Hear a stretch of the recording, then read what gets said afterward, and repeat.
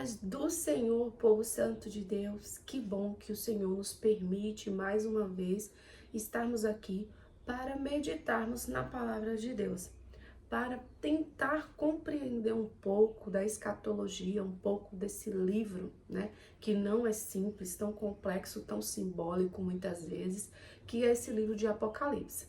E para não esquecer, já começa, gente, se inscreve no canal, você que não é inscrito, tá? Curte, comenta, compartilha, chama seus irmãos em Cristo para cá, porque o propósito aqui é compartilharmos da palavra de Deus. Então, pega a sua Bíblia, nós estamos ainda no capítulo 9. Nós, no vídeo passado, lemos a respeito da quinta trombeta, né, que era o primeiro ai, e agora nós vamos para a sexta trombeta.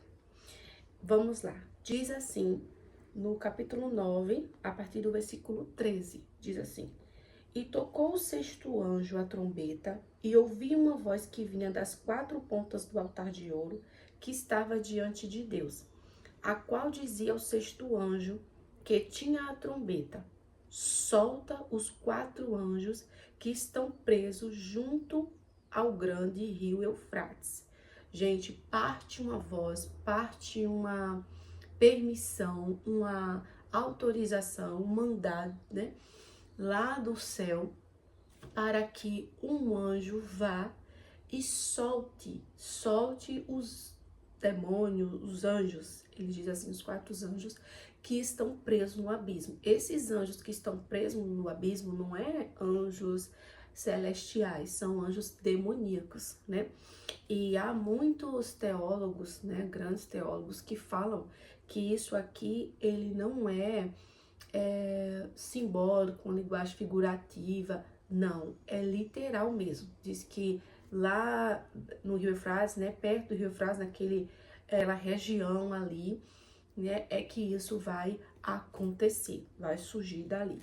E diz assim: e foram soltos quatro anjos que estavam preparados para a hora e dia e mês e ano, a fim de matarem a terça parte dos homens. Gente, na quinta trombeta, nós vemos que tinha autorização, permissão de Deus para que atormentassem os homens, mas não para que matassem. Já nessa sexta trombeta, esses quatro seres demoníacos que vão se levantar, eles vêm com essa agora autorização, com essa permissão, que possam também matar. A cada trombeta que passa, as coisas vão se agravando mais. E lembra daquele versículo que diz: ai dos três ais. O primeiro ai foi a quinta trombeta, e nós estamos agora no segundo ai. E diz assim: o número dos exércitos dos cavaleiros era 200 milhões. E ouviu o número deles. João não contou aquele exército, ele ouviu o número. E ele disse que era 200 milhões. Eu ouvi também, estudando, fazendo pesquisa, que nunca houve um exército de 200 milhões de soldados. Então, os teólogos entendem que isso diz respeito à união, sabe, de exército de algumas nações. Eles acham que o anticristo vai mover essas pessoas. De alguma forma, o inimigo, ele vai usar de estratégia, muitas vezes entrando até nesse campo, podemos dizer assim, militar. Vamos mais. E diz assim o versículo 17: E assim vi os cavalos nesta visão, e os que sobre ele cavalgava tinha couraças de ferro e de jacinto e de enxofre, e a cabeça dos cavalos era como cabeça de leão, e a sua boca saía fogo e fumaça e enxofre. Outra coisa é, veja que João, ele está tentando passar para nós a mensagem de acordo com aquilo que ele estava habituado, assim, cavaleiros, cavalos. Ele tenta passar uma imagem de guerra que estava acontecendo ali, de grande ataque. Estudando e vendo algumas interpretações sobre o livro de Apocalipse, uns têm isso aqui mesmo assim, como, e de fato é, poder na mão do inimigo ali para fazer aquilo que estava determinado por Deus, porque nós vemos ali que foi reservado para esse dia, para essa hora, né, que Deus já reservou. Então assim, chegou a hora de soltar, né? E aí isso vai acontecer. Mas há uma interpretação, eu vi até um pastor muito sério falando sobre isso, e a gente não tá aqui para jogar pedra em ninguém, falando que ele acreditava que isso seriam helicópteros, né? Que inseminaria, jogaria, seria um momento de uma guerra química, não sei.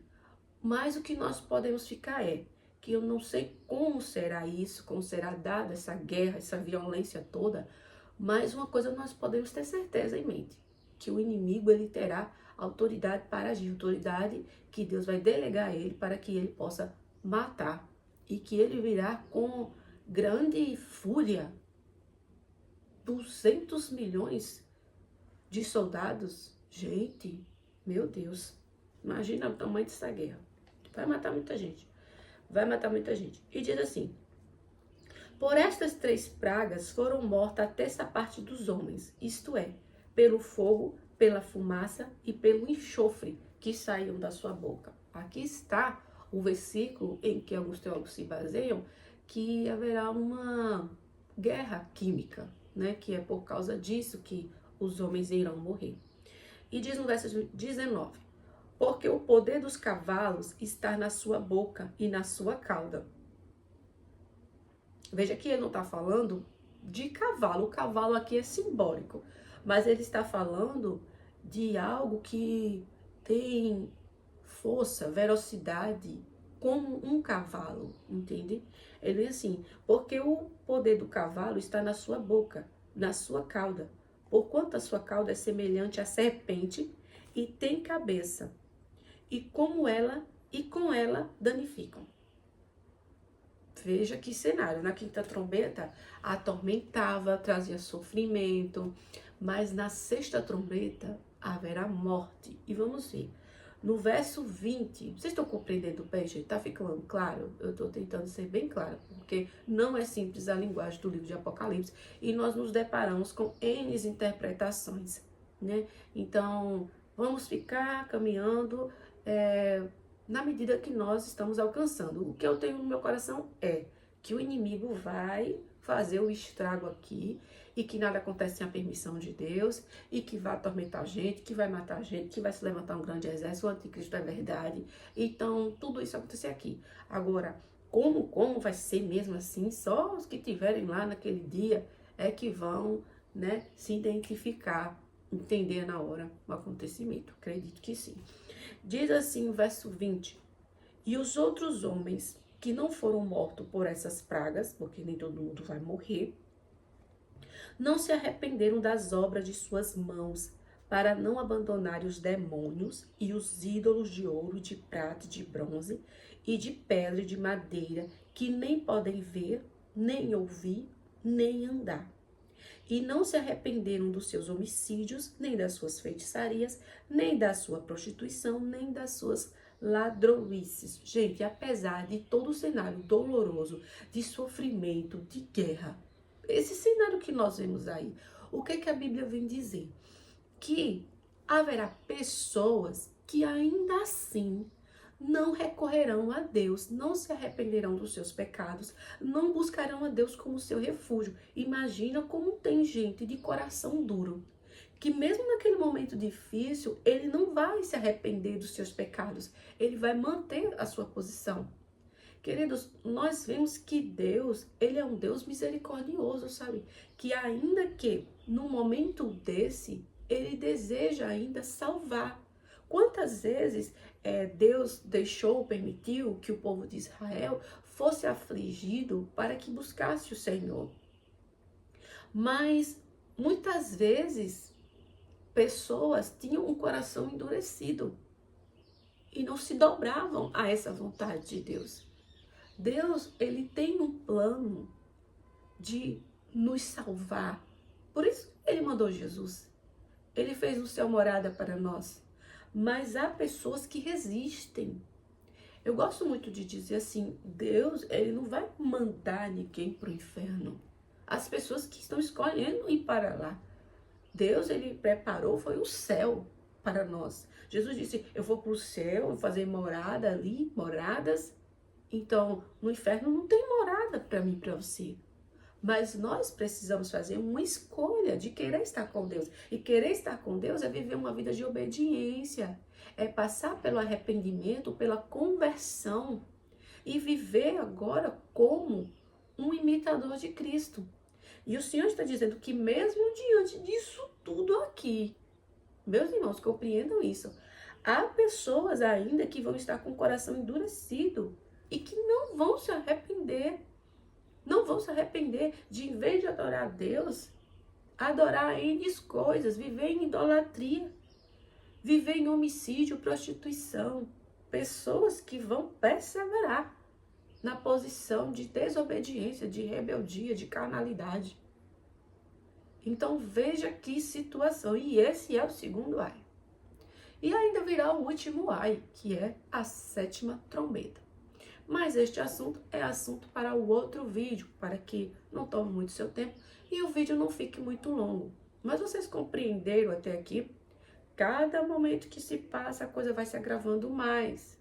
E Deus dá oportunidade, apesar do cenário catastrófico, hediondo, das pessoas buscarem a Ele. Mas o Senhor disse, olha, isso tudo aqui acontecendo, tá vendo?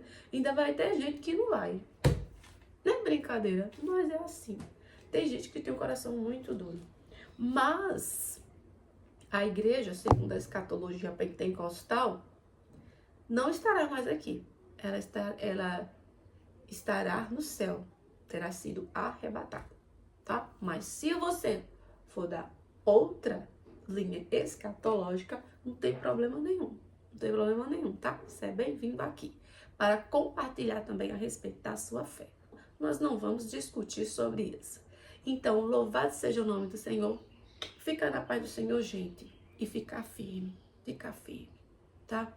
Quando ouvir a voz do Senhor, seu Deus, não endureça o seu coração, se entrega de vez. Ouve e obedece a palavra. E que no grande dia, Ele possa dizer, bem-vindo, vinde benditos do meu Pai. Louvado seja o nome do Senhor. Grande abraço. Tchau, tchau.